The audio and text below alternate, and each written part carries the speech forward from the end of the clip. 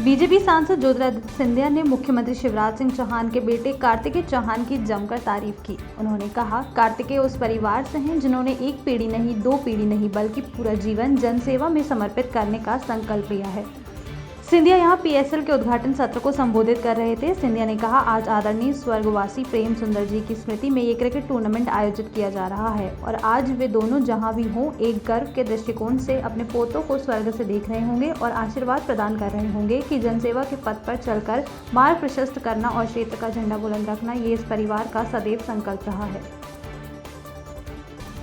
मध्य प्रदेश विधानसभा के pro tem speaker Rameshwar Sharma को एक बार फिर जान से मारने की धमकी मिली है। इस पर 2 दिन बाद रामेश्वर शर्मा ने प्रतिक्रिया दी है। उन्होंने कहा कि किसी पर हमला होगा तो दूसरा बचेगा क्या। तुम शांति से रहो और हमें भी जीने दो।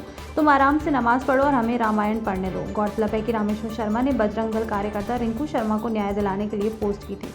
इसके बाद हैदर नाम के व्यक्ति ने उन्हें सोशल मीडिया पर धमकी दी थी। इससे पहले भी पिछले साल नवंबर में जावेद अख्तर नाम के युवक ने शर्मा को सोशल मीडिया पर धमकी दी थी, जिसे पुलिस ने उड़ीसा से गिरफ्तार कर लिया था।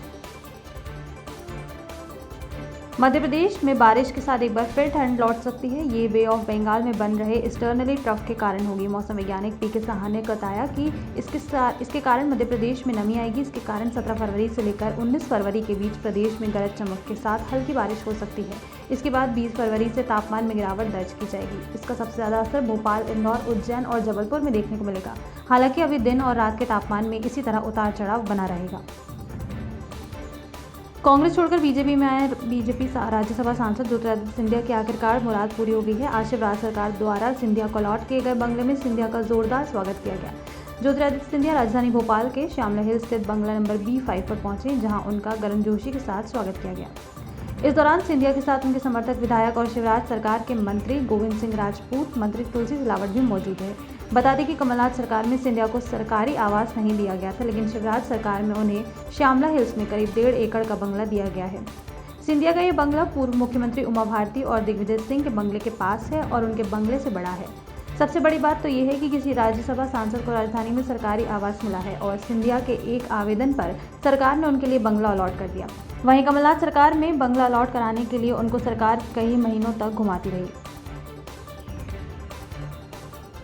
वैलेंटाइन डे पर शिवराज सिंह के मंत्री ने ऐतराज जताया है। हिंदूवादी संगठनों की मोरल पुलिसिंग के सवाल पर मंत्री विश्वास सारंग ने कहा, वैलेंटाइन डे अंग्रेजों के थोपे हुए हैं। हिंदू धर्म में तो इतने पर्व हैं कि वैलेंटाइन डे की क्या ज़रूरत है। उन्होंने कहा कि अपने देश में वैलेंटाइन डे मनाने की ज़रूरत नहीं है। गौरतलब है कि राजधानी में कुछ हिंदूवादी संगठनों ने वैलेंटाइन डे का विरोध करने का ऐलान किया है। वहीं अखिल भारतीय हिंदू महासभा ने भी वैलेंटाइन डे को लेकर चेतावनी दी है। महासभा ने चेतावनी दी है कि पार्कों में अश्लीलता किसी भी कीमत पर बर्दाश्त नहीं की जाएगी। हिंदू महासभा के कार्यकर्ताओं ने डंडों को तेल पिलाया है। 24 घंटे हड़कंप मचाने के बाद आखिरकार अचानक गायब हुआ सहकारिता मंत्री अरविंद भदौरिया का भतीजा गौरव मिल गया है। गौरव पुलिस को मुरैना के धनेला गांव में मिला। उसने गायब होने के बाद दिल्ली में करीब 2 लाख रुपए की शॉपिंग की।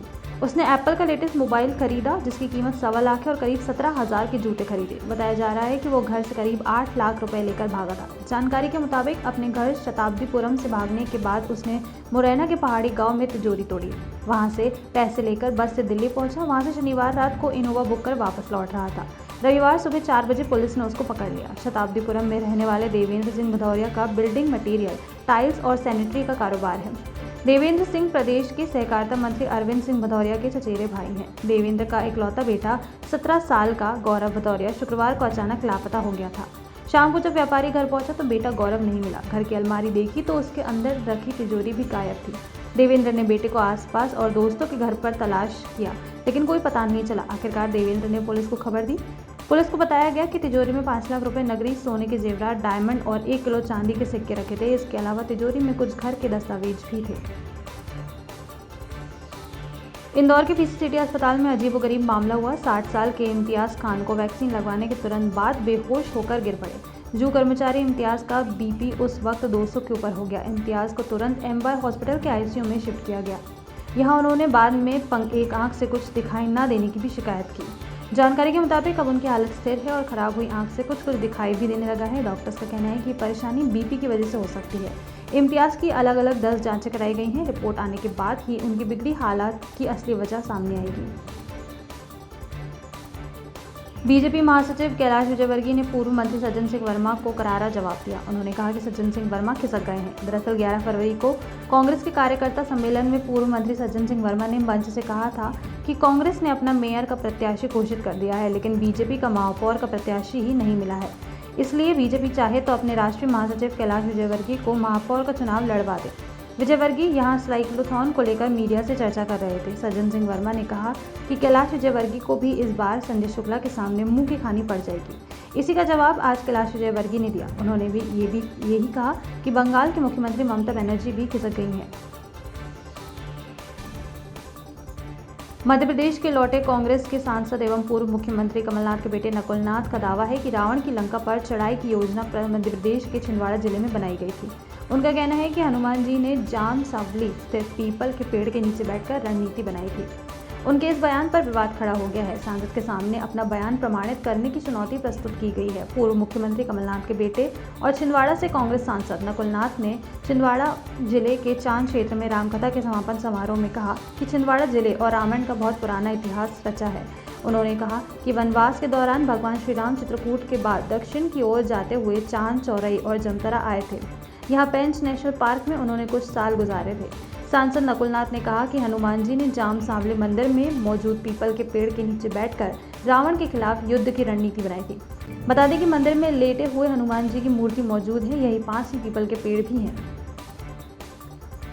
भाजपा में 20 साल पुरानी परंपरा इस बार के निकाय चुनाव में टूटने जा रही है। किसी भी विधायक को अब की बार महापौर पद का टिकट नहीं मिलेगा। केंद्रीय संगठन ने प्रदेश के इसके संकेत दिए हैं। 20 साल पहले कैलाश विजयवर्गीय के समय से ये शुरुआत हुई थी कि विधायक होते हुए भी वे महापौर बने। इसके बाद मालिनी गौड़ भी विधायक रहते मेयर बनी। इस बार ये परंपरा बदलेगी। पार्टी ने महापौर के टिकटों के साथ पार्षदों के लिए भी नाम तय कर दिया है कि 20-25 साल से जनप्रतिनिधि हैं तो बदले जाएंगे। पार्टी सूत्रों की माने तो परिवारवाद पर भी कैची चल सकती है। इसके संकेत गुजरात के अहमदाबाद में निकाय चुनाव के दौरान दे दिए गए हैं। तब प्रधानमंत्री नरेंद्र मोदी की भतीजी और भाई प्रहलाद की बेटी सोनल मोदी को टिकट नहीं दिया गया। नागरिकता कानून को लेकर देश भर में एक बार फिर सियासत गरमाने लगी है। हाल ही में इस कानून को लेकर कांग्रेस पार्टी के पूर्व अध्यक्ष राहुल गांधी काफी आक्रामक दिखाई दिए। असम में आगामी विधानसभा चुनावों को लेकर राहुल गांधी पार्टी के चुनाव प्रचार के लिए पहुंचे थे। यहां उन्होंने शिवसागर जिले के शिवनगर बोर्डिंग फील्ड में एक रैली को संबोधित किया। राहुल गांधी की इस रैली में उनके साथ कई कांग्रेसी नो सीए का गमछा पहने हुए नजर आए। राहुल ने कहा असम के लोगों को एकजुट किया। इससे पहले हिंसा के चलते इस बात की कोई गारंटी नहीं हुआ करती थी कि कोई व्यक्ति जनसभा से घर वापस लौट पाएगा कि नहीं। असम के लोगों से कांग्रेस नेता ने कहा कि असम को नुकसान होगा तो देश को नुकसान होगा। चाहे कुछ भी हो जाए, सीए लागू नहीं होगा। देश के वीर जवानों के साथ 2 साल पहले पुलवामा में जो आतंकी घटना हुई थी उसे देश आज तक नहीं भूल पाया है। लेकिन इन सबके बीच सुरक्षा बलों ने पुलवामा हमले की दूसरी बरसी पर एक बड़ी आतंकी साजिश को नाकाम किया है। जम्मू कश्मीर में भारतीय सुरक्षा बलों द्वारा एक बड़ी आतंकी घटना को होने से पहले ही रोक दिया गया। मीडिया रिपोर्ट्स के अनुसार सुरक्षा बलों ने जम्मू में 7 किलो RDX बरामद किया है।